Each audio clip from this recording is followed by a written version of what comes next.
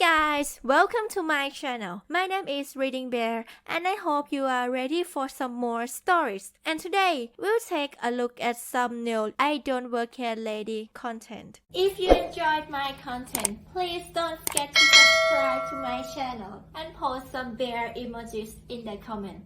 And now, let's dive right into the stories.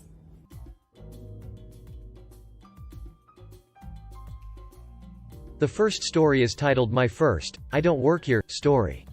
This isn't a bad situation. It was mildly amusing to me. Sorry for the format. I'm on mobile. So, it was Fright Night at Six Flags, and my dad was dead set on us going. We got all-day passes, fast passes and even left early so we could have fun during the day. Now, because I was a stupid teenager, I refused to wear a jacket. Since my immune system is crap, my dad demanded that I buy a hoodie from the merch section.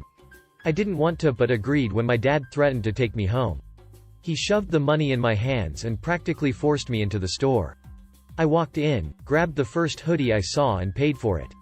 I immediately put it on and stood around for a bit on my phone, taking selfies with my sister for her Snapchat account. She walked off to find better signal and a family approached me and asked about my hoodie. Thankfully, they weren't Karens. They just asked me stuff like, is the hoodie comfortable? Does it protect you from the cold? And similar questions like that. They then asked me if I knew where to get the hoodie I was wearing. I had bought the last one. I shrugged and told them to ask the employee. They looked confused and I realized that they thought I worked there. I guess they assumed I was a physical model or something. I told them that I didn't work there and there was only one employee on the clock for some reason. They were a bit embarrassed, but I tried to make them feel better with a joke. We all had a good laugh. The next story is titled My First Experience. As the title states, just yesterday I experienced my first instance of IDWHL, and it was quite perplexing. So I went to a shoe store to get new Crocs because I wear them for work, a store where the uniform is a light gray shirt with red accents and dark blue, black jeans. I am trying on different colors of Crocs, as one does at a shoe store, and a man starts hollering from the adjacent aisle about needing a different size of the sneakers he wants. It took a couple of quasi-shouts before I realized he was talking to me, and I turn and just stare blankly at him. He then asks, "Do you work here?" After already yelling at me to get him different shoes like? I told him no and he just kind of mumbled an apology and went to get an actual employee. The best part was that I was wearing a very worn-out Bob's Burgers graphic t-shirt and army green running shorts. The next story is titled I Take That as a Compliment. A little background. Earlier this year I met a small medieval band, Sanger Fra Nord, and been following them around events ever since. We're all buddies and they are a blast to be around. So last weekend I once again followed them to an event but I roam wherever I please. There was a little tent where you or kids could craft dream catchers, wristbands, even engraving glass. I was wondering if I could use the tools to engrave my drinking horn and asked. I was given the okay so I sit down and start to work. Some people stopped and looked. One then rolled up his t-shirt sleeve and showed me his old and blended tattoo, asking me if I could engrave that too. I looked at him, and the tattoo that I could barely make out at this point and said, "I dunno?" He looked confused, shook his head ever so slightly in disbelief as he replied, "What do you mean you dunno? It's just I don't work here and am a visitor just like you." 1 second, 2 seconds. And he broke out in an embarrassed full-bellied laughter. Then apologized with a big smile on his face and went his merry way soon after. The next story is titled Learn to Just Keep Headphones In and Ignore the Loons. I worked as a manager at a theater for years. My outfit was slacks, a black dress shirt with the theater company's logo on the sleeve, and a tie. The place where I was always accosted was a place whose uniform was red with khakis. It was literally a minute from my job so I was there often. It wasn't a one-time or two-time thing either, it was at least a dozen times across 18 months. I'd be shopping after work or there on my lunch or in the rare circumstance rushing through to grab something we needed that we were out of, napkins usually. And some almost always older lady would start off in a rude voice. "So this product is on sale in the 8 ounces but if I just get a 16 ounces I should still be able to get the discount doubled, right?" Or some such nonsense. I at first would politely turn and point to the logo and say, "Sorry, I don't work here." Then they would usually huff off all upset. One time someone said, "Oh great, it's hard enough to find employees and you aren't even one who works here." The final straw was when an elderly lady said it didn't matter that I didn't work there, I still worked in the service industry and should therefore help her. I pointed out to her that I had no clue what she was talking about and that if I were to start working there and hurt myself they would be liable, so they wouldn't want me working there either. The lady then asked if I could call my manager. I told her I am the manager and then walked away. From that point forward I simply put my headphones in and just ignored anyone who talked to me. They could be shouting in my face and shoving me and I would have still pretended they didn't exist. Fortunately they never happened. When telling this story to my friends and family I always got asked, why not just change shirts? I worked a minute from the grocery store and 5 minutes from my home. So because of other people's nonsense I need to bring a change of clothes and change getting that ever-present popcorn scent stuck in another shirt just to shop for 10 minutes? Hell no. I don't understand this phenomenon at all. If I'm somewhere and need help I'm very cautious not to disturb someone who I'm not sure isn't an employee, and even if I'm near positive I'll start with, "Do you work here?" Also I'm polite because I don't get what being a dick would get me. This is just a random rant. The next story is entitled Stranger in My Neighbor's Driveway. I was on my morning walk and was about a block away from home when I saw a truck I didn't recognize pull into my neighbor's driveway, directly across from my house. The neighbor has a large extended family, so I figured it was someone he was related to or a friend. A man in his, probably, late 50s, early 60s gets out of the truck and walks to the neighbor's truck. He then opens the driver's side door and looks inside. I thought it was odd, but surely he's a family member there to work on said truck, common occurrence. But a little odd for my neighbor who is not a morning person to have someone over at 8 on a Saturday. The stranger then opens the hood and looks at the engine. I'm pulling out my phone to call my boyfriend knowing my neighbor won't be up yet when I see him walking down our driveway towards the stranger. Here's the conversation. BF equals boyfriend. S equals entitled stranger. BF. Hey, do you know the guy who lives here and owns that truck? S. No. BF. Feel like explaining why you are going through his truck? S. I saw it and really like it. I am going to ask him to sell it to me. S then turns and starts walking to the neighbor's house. BF. You need to leave. He's not interested in selling it. A bit of advice, don't just stop and go through people's cars when you don't even know them. S. Stomps back to his truck and slams the door before driving off, clearly pissed. Seriously, who thinks it's okay for them to just stop and start going through someone's truck?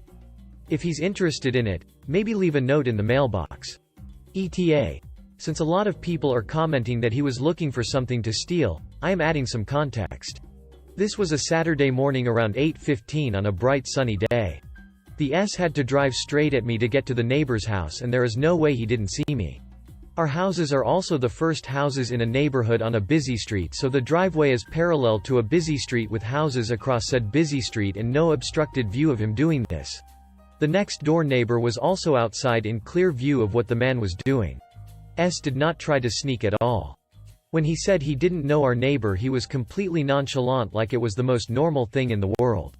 I'm not saying he wasn't trying to steal, I'm just saying that if he was the worst thief in history by looking in someone's car while other people were in his line of sight watching him in broad daylight.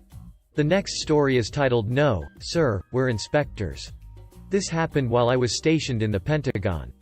At the time I was assigned to the Quality Control (QC) office for the maintenance branch of the Air Force unit that provides communication support for Air Force elements assigned to the building. One day I and another guy from my office were in one of the maintenance work centers, and the officer who was 2 or 3 levels up from that work center came in and, seeing us there, began to thank us for the excellent work we were doing for him, blah, blah, blah, all with an apparent intent to boost our morale. If he had paused for a moment we could have told him that we weren't assigned to that work center, and didn't work for him. It was kind of ironic because that work center was, from a managerial standpoint, a dumpster fire, partly because this officer was in over his head, as evidenced by the fact that he didn't know who worked for him and who didn't, and making sure that the higher-ups knew this was our reason for being there. He was relieved of his position, and I don't know what came of him after that point. The next story is titled The $198.81 Candy Bar. I work as a manager at a small chain of C-stores, 3-ish locations. I am putting away my main order of the week when a woman comes in asking for a nutrageous bar. I told her with a smile we had some right in front of the store, as I pointed right to a blank spot on the shelf. Turns out we had sold out over the weekend, and I had just broken this poor woman's heart and shattered her dreams with false hope. She had been searching relentlessly for weeks and couldn't find one anywhere. I apologized for the bad fortune and said I would order more straight away. The woman sighed, bowed her head and walked out of the store like a dejected puppy. I turned back to the order, opened the tub, and right on top was a brand new box of Nutrageous bars.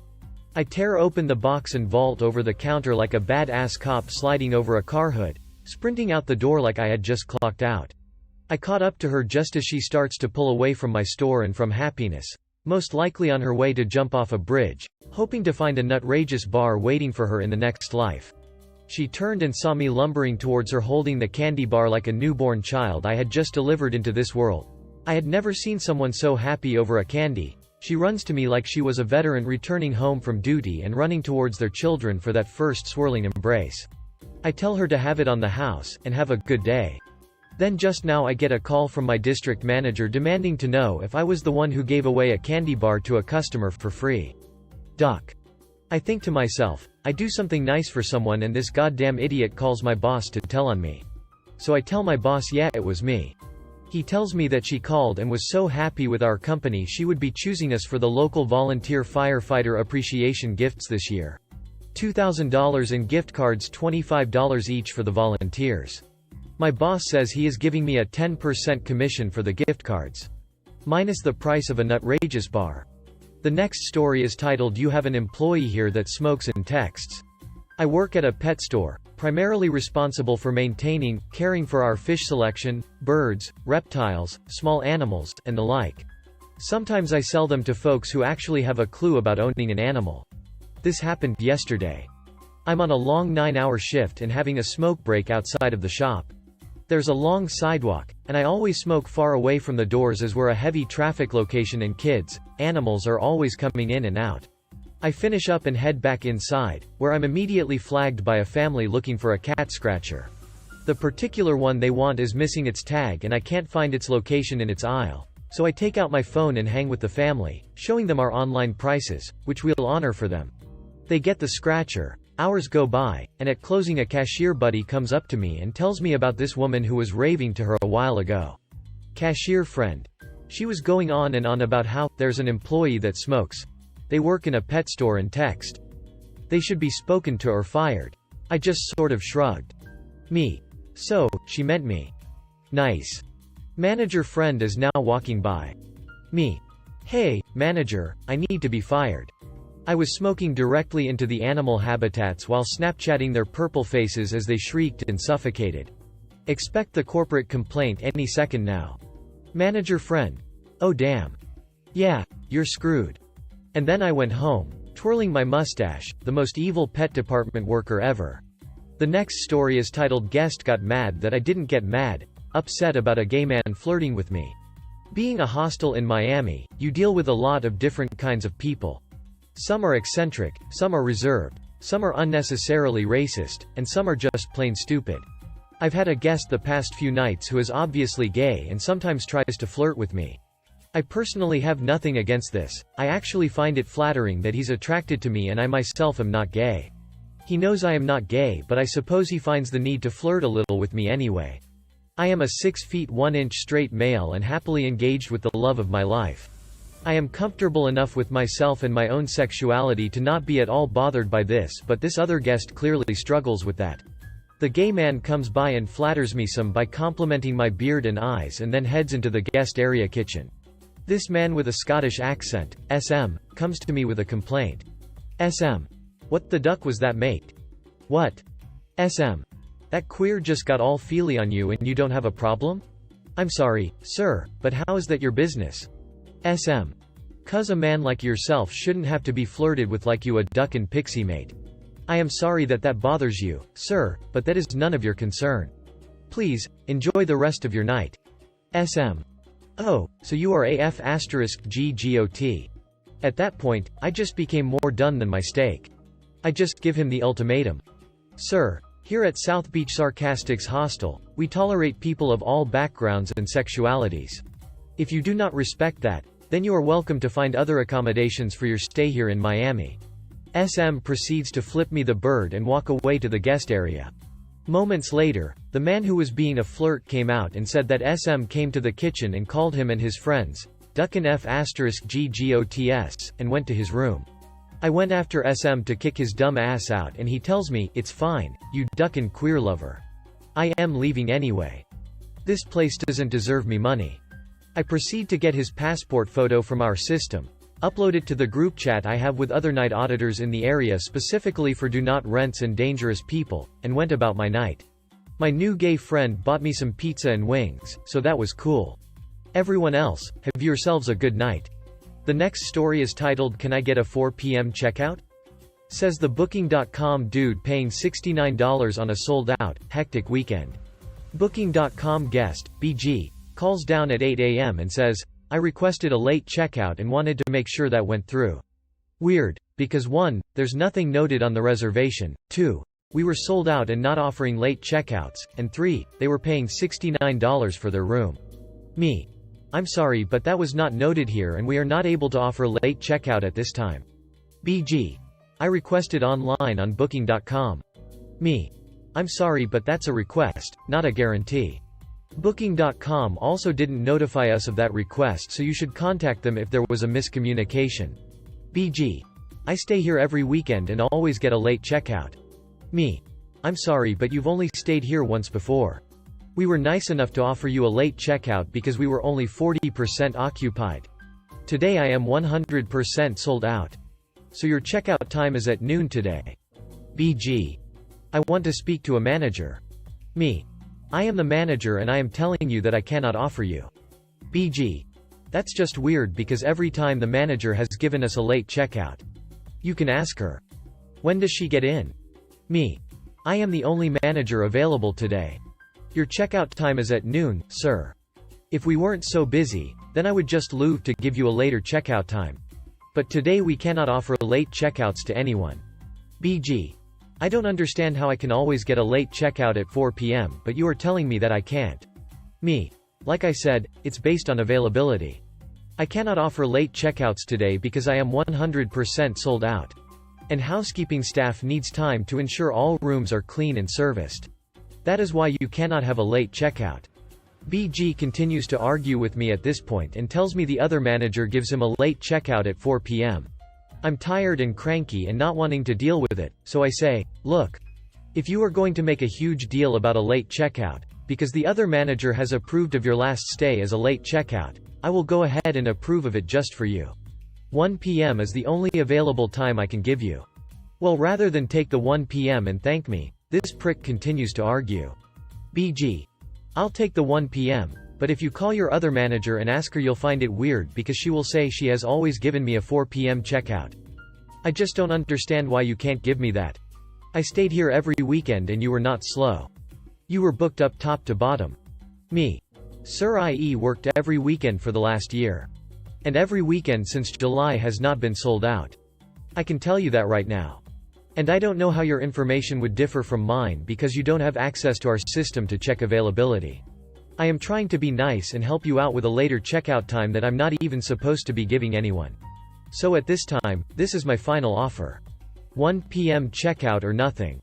He then starts yelling at me and calling me a liar and accusing me of being racist. So I hang up. Every 5 minutes afterwards he calls back down to harass me an idiot about why I deserved a 4 p.m. checkout instead of 1 p.m.